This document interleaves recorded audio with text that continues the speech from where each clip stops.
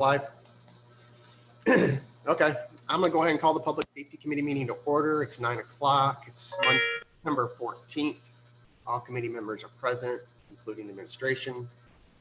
Notice that this virtual meeting is due to the COVID pandemic. And we do have, if you provide public comment, you can do so from the IOP website page.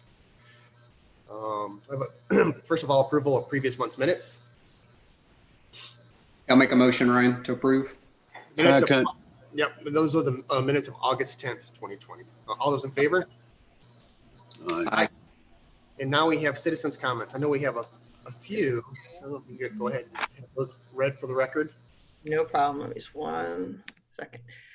Lucy Elliott of Mount Pleasant. I just fail to see how paid parking makes the island safer. Safer for who and from what? What data are you basing that on? If everyone is driving slowly, looking for parking and paying attention to their surroundings, nobody gets hit. City Council already admitted that reduced traffic didn't really decrease the spread of coronavirus. If safety is truly the driving force behind paid parking, the city needs to pay for an objective third-party study of traffic and EMS data for the past decade and have some sort of statistical proof that paid parking would yield some sort of measurable relief. In all my years coming to the beach, I can't think of a single time I have seen a vehicle collision or any sort of incident involving a vehicle inflicting pedestrian injury, or a car being towed for parking illegally for that matter. Beatrice Love, 9 Sand Dollar Drive. I am having a real problem with noise emanating from the yard behind me. I live in Wildwood with its undersized lots where voices carry very well. 2 weeks ago, I was subjected to 10 minutes of nipple piercing, followed by 20 minutes of family planning. I find being subjected to these private subjects abominable. The only noise I could complain about was the music. Labor Day weekend was really bad. Please see your police reports for Friday day, early evening, night, and Saturday afternoon. I do not understand why the first car to respond to the midnight call did not hear the noise.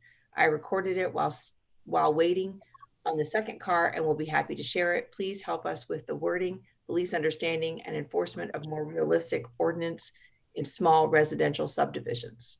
And those are your comments. Thank you.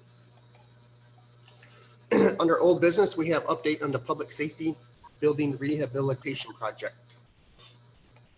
Press Desiree on this. No, we'll move along. Sure. So I'll give you a quick update on the project. As you all know, things are still going very well.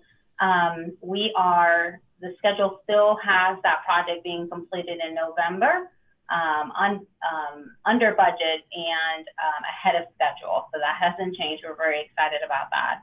I'll give you all some more specific details of the progress that's been done so far and where some of the major items are right now. As you all can see, if you drive through there, the exterior is finished, except for the front entrance canopy that they're still working on it. They're working on the drawings and the production currently. The roofing is almost completed. The third floor fire station overhead inspections have all been completed and the ceiling tiles are now being installed. This is almost complete. It only needs to be painted for it to be completed, the third floor. The duct work for the outdoor air units are tied in and the ceilings can be reinstalled on the second floor. So that's going to be the next step for the second floor, installing the ceiling tiles. The AC units are being replaced on both the first and the second floor. The concrete patches were completed last week on the Sally Port on the police department side, and new trench drains have been installed. The painting and the touch-up on the steel is almost complete, and y'all recall that that was something that the council voted on to include the high-performance painting on the bay doors to address some of the rusting issue that we were seeing down there. The flood doors were released from the drawings and shop approval, so those should be coming in soon and be ready for installation. The new fire station garage doors have been ordered and the entrance sidewalks have been replaced and repoured with concrete. The sprinkler seismic, which council approved last month as a change order, has been installed and completed on the third floor. And they're working on the second floor right now. I do want to correct something for the record and for everybody. Last month, you may recall that Public Safety and Council ultimately approved 2 change orders. One was for the flood door that's going to be installed, double flood doors, around $30,000, and also the sprinkler system at a cost of about $22,000. So we have confirmed with the contractor that those 2 expenses are coming out of the contingency that is already built in the budget. So you may recall that the contract amount already included a 10% contingency that is managed by Trident for unforeseen issues or any changes. Anything from that 10% contingency that is not used at the end of the project returns back to the city. But the city, on top of that, already also included a 15% contingency to the project that we are managing in our budget. So it's included in the FY21 budget, and that is the $732,000 that's included in that fund. And as of right now, no change order has had to be paid for by that contingency. So we are still within, even with those change orders, we are still within the contract amount with Trident with Trident Construction.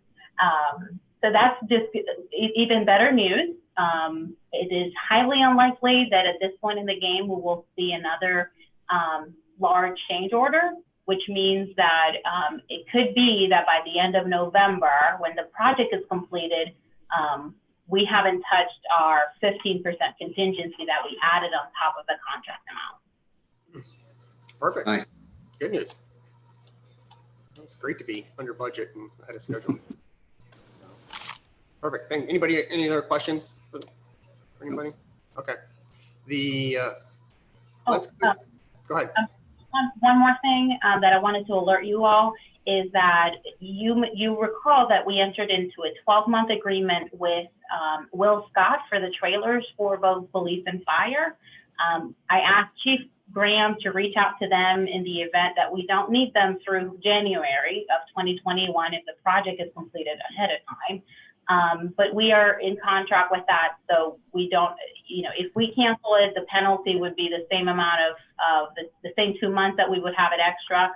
So we're just, it gives us some time to, reintroduce everything back to the building, but we won't see any savings there with monthly rental of those units. Perfect. That's all I have. Okay, well, good. It's better that we didn't need them longer. So, yes. Okay, moving on to old business B, update on implementation of paid parking plan on the existing beach parking zones.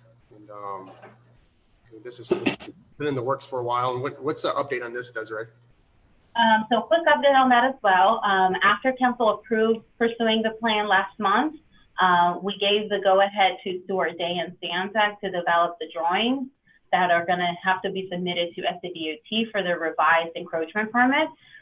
Chief Cornett and Ron and I met this past Friday with the representative from Flowbird and drove her around the island and showed her the new areas that would be incorporated as part of the beach parking plan. And we're waiting on her to give us a proposal or a plan on the additional signage that's going to be installed in the existing poles in these areas and around the beach access paths, just to notify people that it's a new system and just remind folks as they walk down the beach that they need to pay for parking. So we're working on a whole implementation plan, education plan with Flowbird, so that we can get going next March. So working on the sign plan to submit to SCDOT and then operationally working here with the Flowbird folks. Perfect. Great. Good news. And later on, you all will consider an approval of a budgeted beach service officer truck. And that is a truck that would be used to install the license plate reader for this project. So, we will have more updates at that point But we're moving along. We're on schedule. We'll be drafting, we'll be asking the city attorney to draft the first reading of the sign plan once we have word and approval from SDOT on the encroachment permit. Okay, perfect, thank you. Update and discussion of eliminating parking on land side of Palm between 22nd and 40th Avenues. Right now, it's restricted just due to the emergency order. And I know there was some discussion to extend that further. You want to touch base on that, Desiree?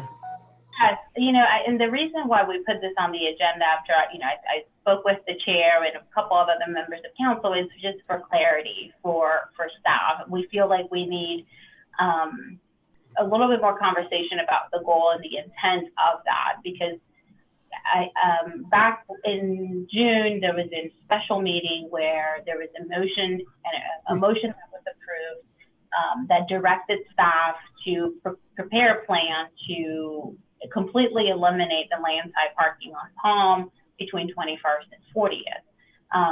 And, you know, some of us are of the mind that the intention of that action was to eliminate it, not only temporarily, but permanently, because of concerns of just public safety, people crossing the road when they're you know, headed to the beach, public safety issues that we have when we have parking on both sides. There's traffic all on Palm Boulevard, and there's no space for our emergency vehicles to go through in the event that they have to go to that side or any side of the island. But then last month, when we had the conversation with full council about the paid parking, some on council were on the impression that the intent for that motion was just to temporarily do it as part of an emergency ordinance. So I guess we're just seeking for a little bit more clarity on council about what we do now that we're going to be submitting plans and permits for SDOT for amendments to our sign plan. You know, do we include those there or not? I guess Chief Cornett and I were kind of on that same page of just wanting additional clarity from the group. Okay.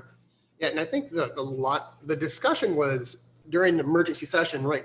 Like I said, the motion was for during the emergency period, and I think some of the intent was to continue it. I don't know if anybody else wants to add to that, Jimmy or Philip, or go ahead, Jimmy. My intent when I first introduced it was to eventually make it permanent. Yeah, Jimmy, that was my understanding as well. Thank you for saying that. I believe that was the intent. But like I said, the motion was made during emergency session, so it actually become, you know, it sunset at the end of the emergency provision. So it's something that this committee's going to take action on and to continue that. So yeah. I think that's what Desiree and the chief are looking for. Well, I'd like to make a motion to make the change permanent. I'd second that. Okay. And Desiree would have to go through for this some more ordinance changes. And do we have to reach out to DOT for anything on that as well? Run it up their flagpole? We have already, so we had the conversation with DHEC and Stantec. Y'all recall that we had Stuart here a couple of the past, not last meeting, the meeting before, when we were talking about if the city does take this action of eliminating this parking, will the city maintain the public access definition according to state law and according to DHEC's regulations? And the answer was yes, the city would still have enough parking to meet the minimum requirement of beach access. We also had a conversation with DOT, and their position is that we would have to submit that as part of the same modified permit application that includes the changes to for the paid parking changes. You know, SCDOT's position remains that the city has jurisdiction over parking on the community, and as such, you know, recommendations that are made due to public safety are considered heavily. So it's really up to the city to decide whether or not this is the right thing for this community and the reasons for doing that, and to teach that to SCDOT. So that's where we are in terms of, you know, the permitting and regulating agencies. Perfect. And with this vote, it kind of really segues right into our next section, the next item. So I'll go ahead and there is a motion and a second on the table. All those in favor of the motion? Nicole, you have a question? No, I was making sure you were voting. That's all. All those in favor, signify by saying aye. Aye. Opposed? Perfect. Now, like this segues right into our next section, is trying to improve those parking areas along Palm and 41st. And we know we're having issues on the higher up from 35th on up, just from drainage on both sides of the street, honestly, but definitely on the ocean side. And not only that, and I had talked to Desiree about trying to utilize those funds that we're going to start, you know, collect from paid parking into improvements, whether it's bike lanes, you know, a walking path on the closer to the beach side of the right away. Desiree, do you have the I'm pulling it right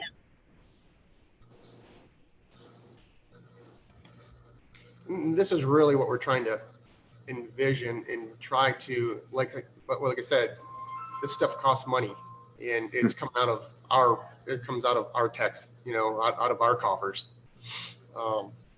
Well, there may be opportunities for grant funds, maybe opportunities for other resources to gather some funds, but we definitely need to make those improvements to allow better access to the beaches and the beach access paths as well. But what I'd like to see, obviously this is going to take some time. There's a lot of engineering behind this. There's a lot of research and that we're going to have to do. And I know we don't have a whole lot of money's budget. We don't have any monies budgeted specifically for this, but I'd like to try to find ways that we can start utilizing some engineering or some ways to start moving forward to start to develop a plan to improve these areas. And it's going to be a long talk. I mean, we have to talk with all the stakeholders, all the property owners along the way, and try to develop, you know, a plan that meets the needs of both, you know, the residents that live there, the folks who come over and visit, and the best way to utilize, you know improving parking. Hey, Ryan. Yes, sir. Sorry, go ahead. I didn't mean to interrupt. Oh, no, that was it. No, I was done. Go ahead. So this photo that's up, this is Oceanside. So is the tan, that's a sidewalk, I'm guessing? Yeah. Then park, then a bike path. Gotcha. Right. Yeah. And I know there was I guess it was Stantec did a similar drawing like this in 2014 or 15, somewhere in there, that, you know, had a median down the middle of Palm, had really nice crosswalks. I mean, I think they called it the Grand Palm view at that time. It would talk about money. It would be a big, expensive project, but boy, it really looked nice. I mean, this is a nice step too to get to this point. And I think you're right, Ryan. I think, you know, whether we start earmarking money from paid parking to start tackling some of this, it's kind of like underground power lines. It's like if we can just start the process and earmarking some money or attacking a few blocks at a time or something. I'm with you. I like it. Yeah. And I just wanted to add, if I may, the city, the right of way. That's always an interesting question we get with, you know, from folks, and there's never a very clear delineation of where the property line ends and where the public right of way begins. But the right of way along Palm Boulevard in that section is 100 foot, and what that means is that from the center of the pavement, 50 feet on both sides, that is SCDOT state-owned public right-of-way. So the belief is that there is enough space there to contain and accommodate these types of improvements. But just like Chair Buchanan said earlier, it's just a matter of, you know, it's going to be a lot of work because there's utilities, there's drainage infrastructure that would need to be that's currently open that would need to be addressed in a different way. There's encroachments and driveways and landscaping that we would have. It'll be a long process of just having that and that plan developed. But it's, in terms of feasibility, it is possible because the space is currently there. And Desiree, I wonder, you know, given that parking's on the ocean side, I wonder if it'd make more sense to utilize the right of way on the other side for a two-way bike path. Just a thought. Certainly could be explored. Yeah, because to your point, if you have 50 feet on both sides, just thinking from a safety standpoint too, with the concerns we have today where the parking is, I mean, bikers coming through there we could be changing our issue from a safety standpoint.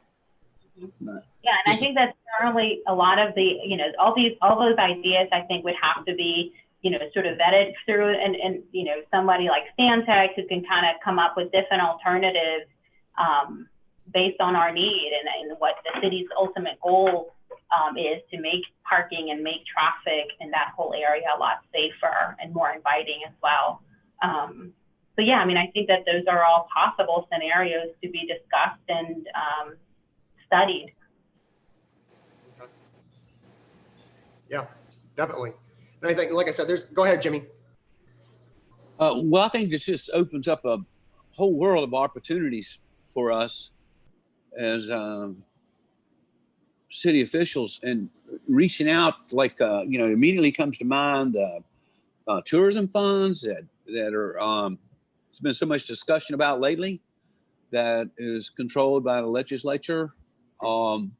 This to me sounds like would be a great use of those funds, even though it's a long way down the road and a lot of hoops we have to jump through.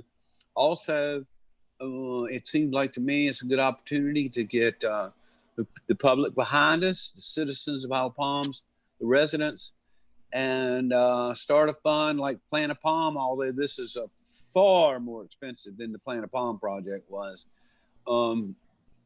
Anything that we could do to generate support here on the local and the state level, I think would be to our advantage. Good point, Jimmy. I agree.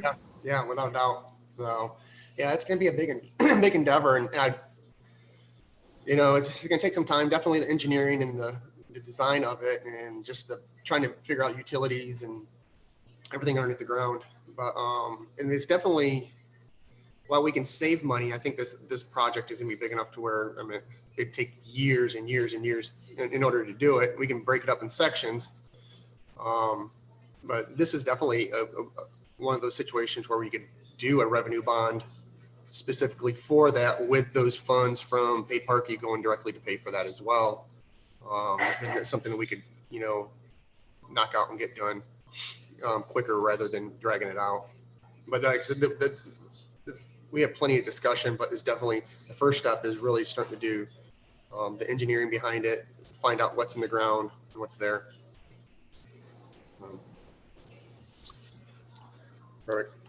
Yeah, hey, Ryan, just one last comment. Sorry. I wonder, I do like the look of that, and I know we're a long way from implementation, but I'd love to, looking at the one from 2014 or 2013, it's even a grander scale, obviously, but, I think they've already done the work on some of that. It'd be nice to just take we may have a high, medium, and low price point that we could wind up doing on Palm to get exactly what we want over time. So yeah, without a doubt, we can pull that information back up and look at it. And like I said, this is, beginning stages of trying to get something taken care of and get it done. Desiree, do you need anything from us on this right now? Okay. I mean, we'll keep it, I'm thinking we'll keep this on the agenda, Chair. That's the will of the group, and maybe we can kind of keep it front and center. And got it. And this kind of it all kind of rolls in together here.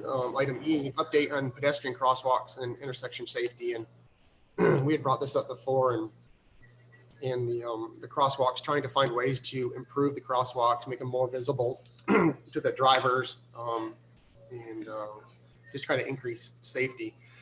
And it's not only that, we've talked about I don't know if you guys ever noticed coming up and down the side streets, when you come to the stop sign, where the stop lines are at. Some of them are after the sidewalk, some of them are before the sidewalk, some of them are not even there, and that creates an issue when folks are coming in and out of the neighborhood. So, Desiree, what is our update on this? What have you been able to find out, or chief? Or Yes, we did. Yes, I'll first address the inconsistency on the stop bars. We did. Chief Cornett and I collaborated on a email to SCDOT with all the items that we needed feedback on them, or just having them be aware of. Related to the stop bars, you know, they said that they can't explain the inconsistency along Palm Boulevard because, like you said, there's some that are after the stop sign, before the stop sign, some are non-existent altogether. But he said that there is no requirement for stop bars at all. Okay. So they propose leaving the streets as they are with no stop bars unless there are any specific locations where there's any issues that we need to address and they need to come in and evaluate. He said that there are some of them that make sense for them to be near Palm Boulevard because the line of sight behind the sidewalk, it's not good enough to allow for safe, you know, the vehicle to safely intersect to Palm Boulevard.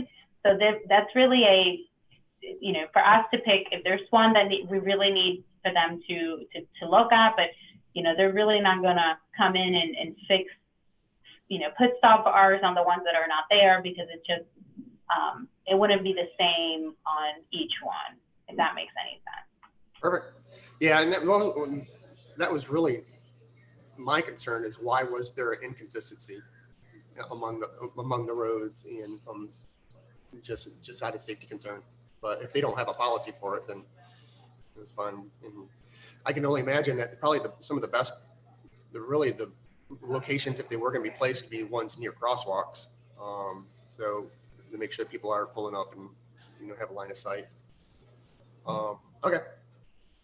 We also I think Chief Cornett has an update on the crosswalks. We also reached out to them about that, whether it's consider adding, you know, they have a rule for them to be at about every 3 blocks.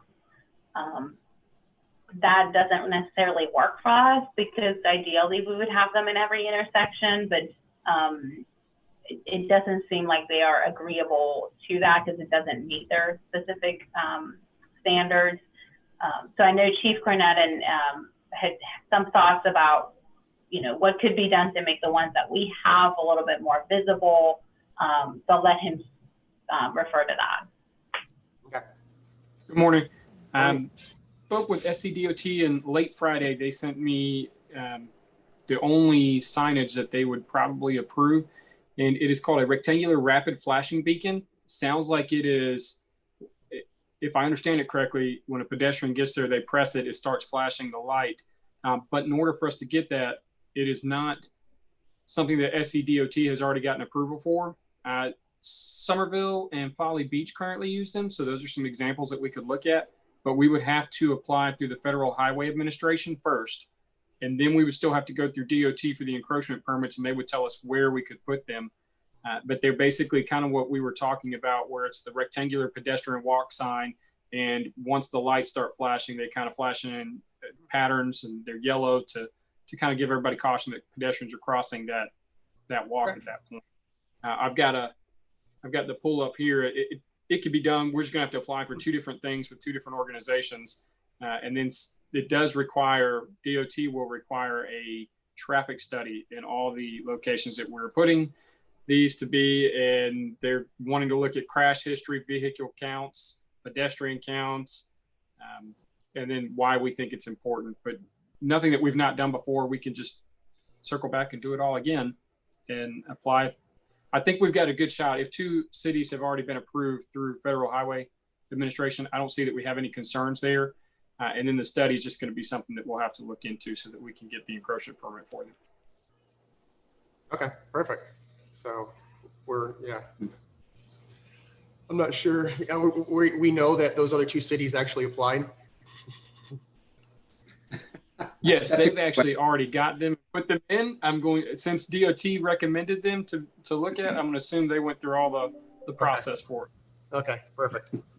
Well, good. I'd like to get that ball rolling. I don't know if you need if any one of y'all have a discussion on this, or Jimmy or Philip, or I know the residents have really been trying to find ways to make the crosswalks more visible, and other than us going back and resurfacing and repainting it all the time, it's there's not much that we can do to it besides that. So Agree. good. Okay. We can make that happen. Is that good enough for you, Desiree? Yes, sir. Okay, perfect. We had update on evaluation of speed limits on residential side streets. That was just, we had some concerns, some emails that got brought in, and people were wondering what it would take. It's DOT is not going to do anything with it, from my understanding. And if they would, it'd have to be, like Chief said, it'd have to be a traffic study, it'd have to be done. They wouldn't blanketly lower the speed limits in the neighborhoods.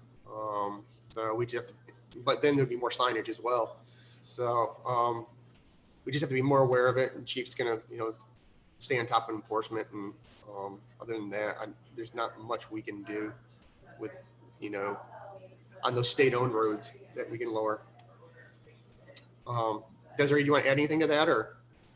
I'll just, add, kind of re-emphasize what you just stated, that we do have, SDOT can take a look at maybe one or two specific streets that we think we're having issues, just like we did with this intersection here that they denied.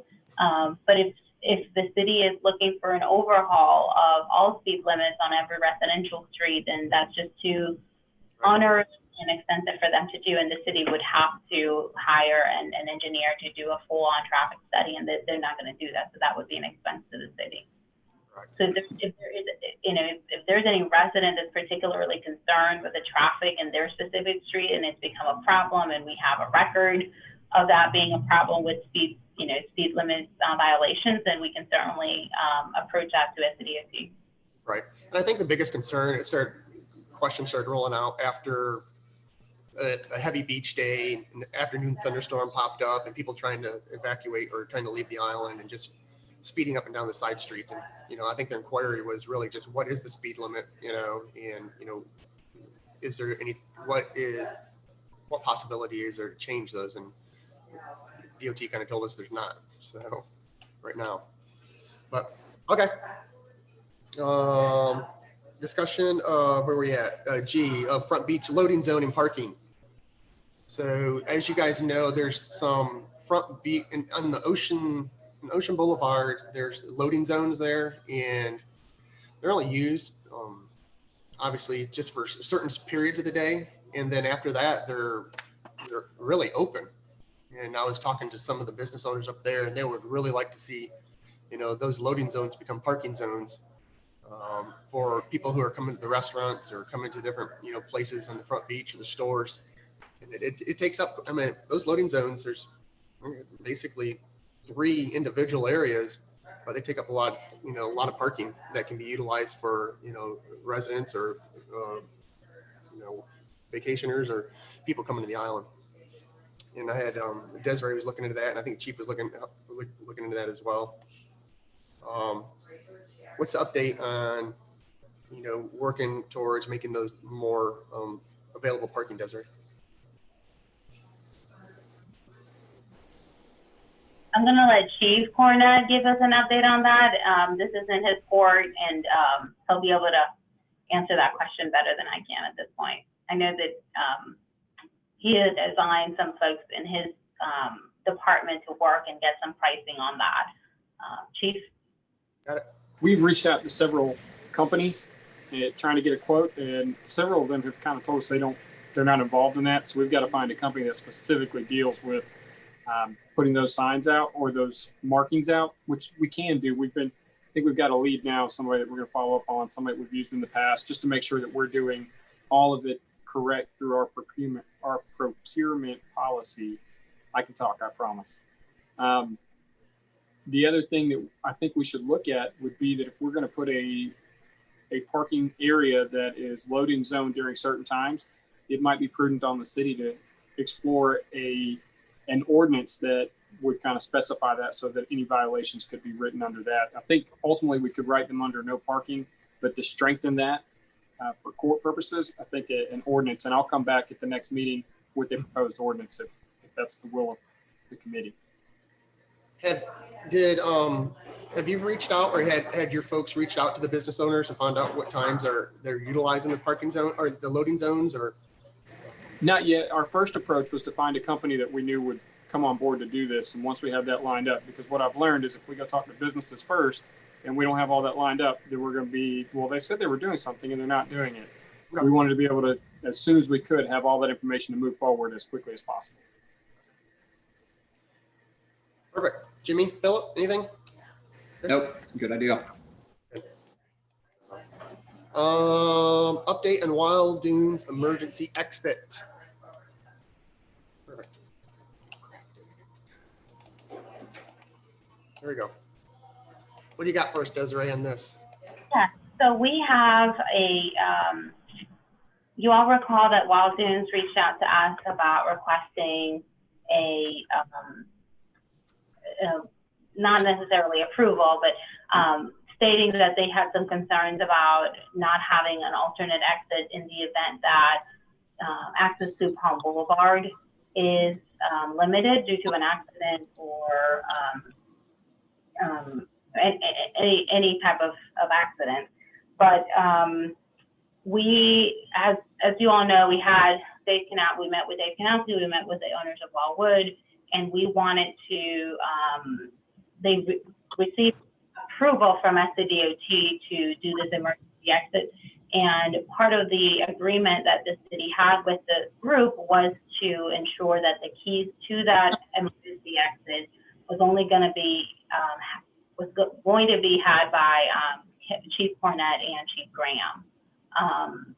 And it would be up to them to decide if there's an emergency that blocks access to that end past 42nd Avenue, that it would be necessary to then deploy and open that gate for just emergency access. So that agreement and that document has been signed and agreed to, and I just wanted to give you all an update.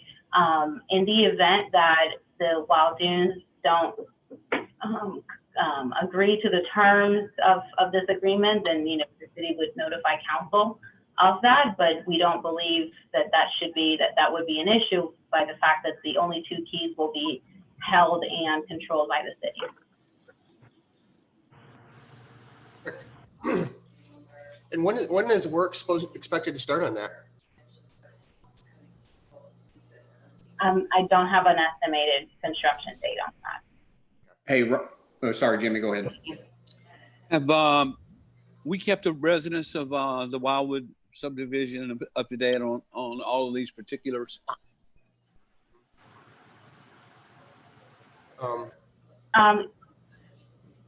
We have communicated with some of the residents that were, that somewhat vocal and were the ones that have reached out to us.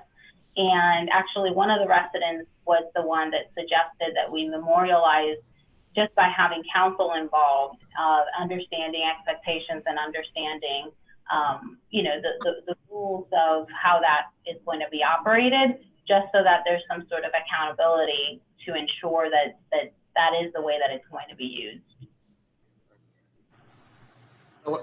And Ryan, I think the construction on that is a October-November timeframe. I think it's a 60-ish day start to finish, Ryan, is the expectation. Perfect. Okay, we'll watch that evolve. Okay, on a new business, we have discussion of refurbishment of a pumper truck purchased in 2003. Who's got this, Chief or Desiree? I guess I'll start. Okay. So we had budgeted for our 2003 pumper to be refurbished. The quote came back at $335,000. The city budgeted $300,000. In the meantime, a few things have happened. We were planning on sending engine 2 to the shop as soon as the 95-footer came back. The 95-footer was delayed due to the COVID, which is actually in our favor because we really don't have anywhere to house it just yet. It should be here at the end of September, sometime October. By then, we should be able to put it in the bay. The last thing we want to do is spend all this money and leave the truck outside. Unfortunately, the quote for the refurbishment for engine 2 has expired. We are in the process of getting appraisals for the old 75-footer, which will go away when the 95-footer comes back. We're also trying to get appraisals for engine 2 for a possible trade-in. In the meantime, when all this was going on, when I received the quote for the refurbishment of engine 2 for not a whole lot more money, we might be able to get a demo. Old truck 1 was a demo. The old 95 footer was a demo. So there could be a lot of money to be saved. So while it is costing more, in the long run, we're going to have a truck with a much more substantial warranty. But if we were able to trade both of these trucks in to cut down the cost, I was expecting the price to be much higher. We were caught off guard with the rescue truck we bought several years ago. So with the price being a lot closer, I brought this to Desiree's attention. I think it's worth looking into and evaluating. And right now we're just waiting on some prices to come back. But once we get an updated quote for engine 2, it could be upwards of $350,000 and not a whole lot more money to go towards a brand new truck. Okay. A demo, as long as we caught a demo in time, and if we locked into a commitment, then any changes that we needed to be made could be made. It's all about timing. So they've got some trucks that are going to be ready for commitment sometime in July. That also would reduce the amount of time that we were out of the truck. So getting a demo with some a few modifications here and there, we might be talking about a 3-month turnaround and not a 18-month turnaround. So there's a lot to talk about, and I think it's worth a discussion. Okay. That's good. Well, we'll leave that on there and on the agenda, and we'll, once you get those numbers and everything, we'll move forward with that. Let me fill up anything on that. Yeah, that's good conversation. We have B, new consideration of award of a contract to Nicholson Business Systems for the records management system in the amount of $38,990. So Desiree has asked me to handle this one as I was the person who ran the RFP for it. The goal behind the replacement of our court software and IOPPD RMS would essentially be to make us a little bit more efficient, to replace some outdated systems and to sort of reduce the amount of humans in the loop when it comes to getting a ticket written, getting it into court, and keeping track of everything that's going on. The responses to the RFPs that we got were included in the bid tab, and both of them had ongoing costs for licensing. The one that we have recommended in the agenda item was the lowest ongoing cost, and I felt that was probably, well, all of us felt that was probably the best choice. We also made sure to check with our clerk of court and ensure that everything that our current software does, this will do better. So we're good to go there. Okay. Anybody else have any questions? Chief Cornett, I think this was your recommendation as well, right? Or you have some familiarity with this company or previous experience? I do. Part of the reason we started looking into this was there was 2 separate systems between court and police, and we're spending about $19,000 a year right now on Interpol. And by switching to this other company, we'll be spending $4,500 a year. So that's a significant savings each year in doing that. But I worked with him at my last agency, Sullivan's Island Police Department actually uses the same RMS. So some of our folks, when we were down with our computer system, were able to use their system and see how easy it is to use it for incident reports. Got it. That's great. Thank you. Yeah, Okay. Ryan, I'll make a motion that we award this contract to Nicholson Business Systems. Okay. Second. There's a motion and a second. All those in favor, signify by saying aye. Aye. Aye. Opposed? None. Thank you. What else we got going on here? Then we have moving on to C, consideration of purchase of beach service 4-wheel drive pickup truck for state contract pricing of $26,870. What you got, Chief? We were already budgeting to replace one of our beach service officer trucks this year as it is. As we're looking at the island-wide paid parking, only certain vehicles have the ability to function with the license plate reader that would work with the system. I did verify that one of the trucks that we currently have that we would not be getting rid of will work.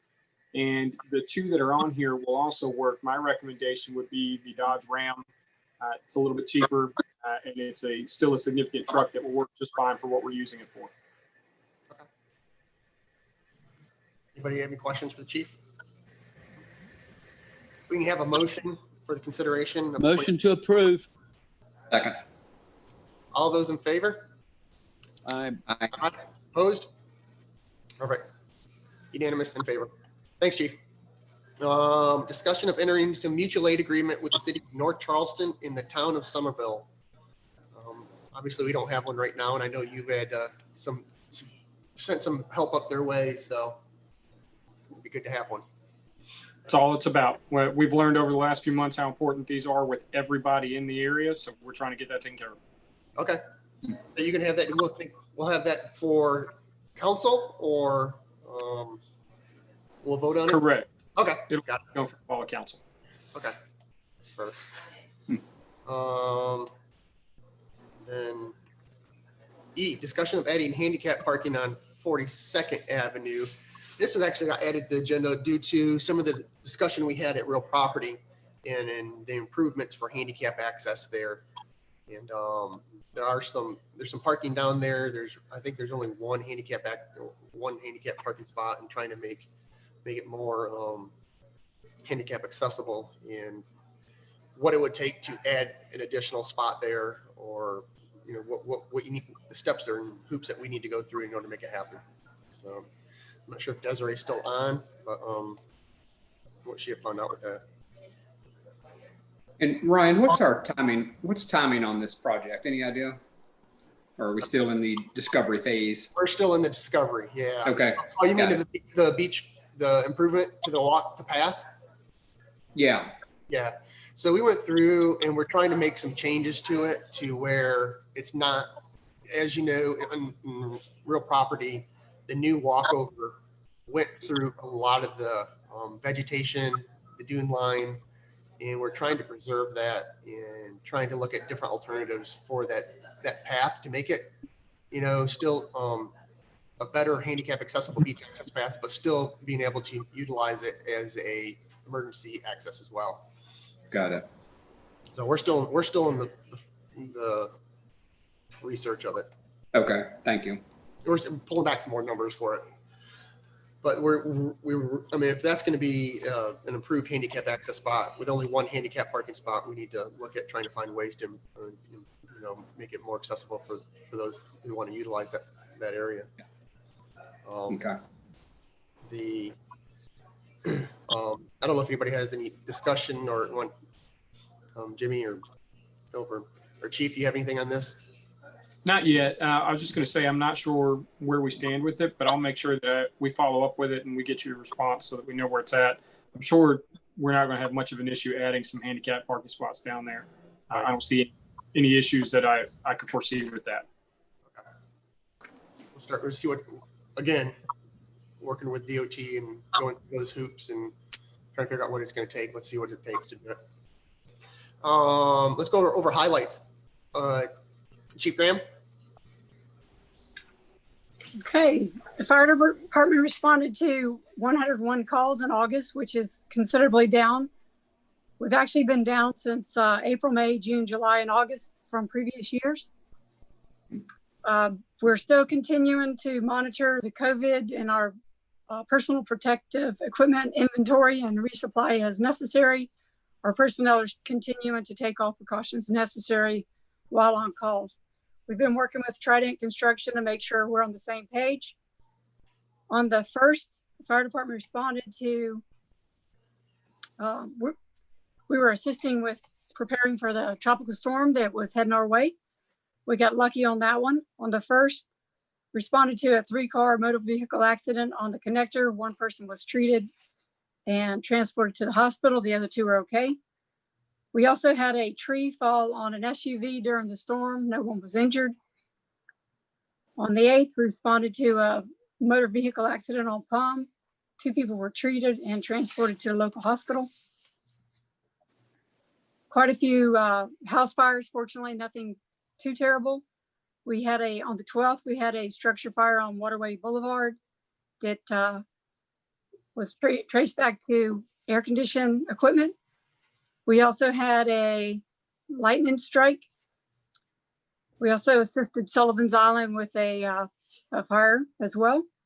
I would like to give a shout out to Allendale Fire Department, who housed our new 75-foot ladder truck during the storm. We did not have a place to put it due to the bay had been torn up. They had a brand new fire station that's not yet in use. Of the 101 calls, 48 of those were non-residents. I'm sorry, 48 were residents and 53 were non-residents. 43 of those were EMS calls. So normally this time of year, the non-residents are considerably higher. So this year it's, I don't want to say 50-50, but it's pretty darn close. Any questions? Anybody?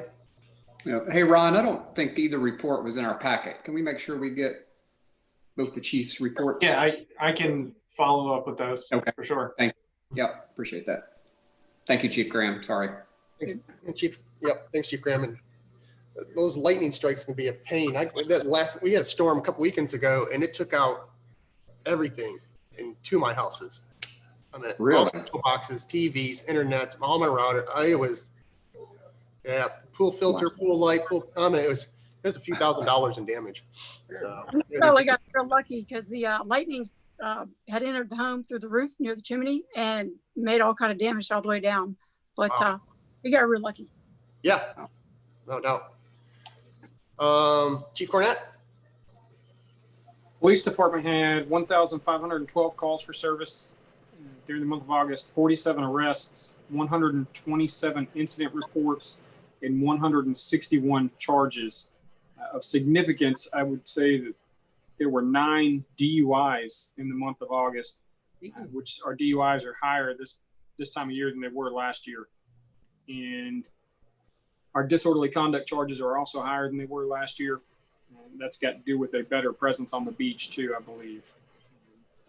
One of the other things to point out with the concerns of the traffic, the police department did initiate an Operations Traffic Blitz in August. And it was something that was done one weekend or the last week of August, the first week of September, and we'll continue to do these throughout. And in those operations, everybody that typically works in the office wears a uniform, hits the road, and we just conduct traffic.